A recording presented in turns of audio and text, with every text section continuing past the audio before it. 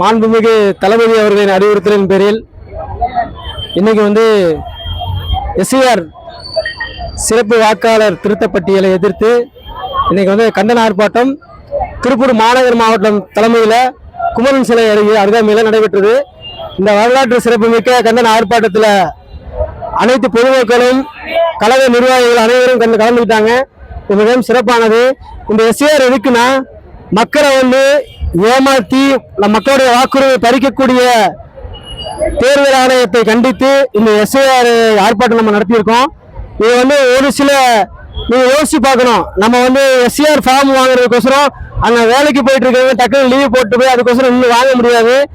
இது மக்களை ஏமாத்துறதுக்காக பண்றது, வாக்குரிமை பறிக்கிறதுக்காக பண்றது.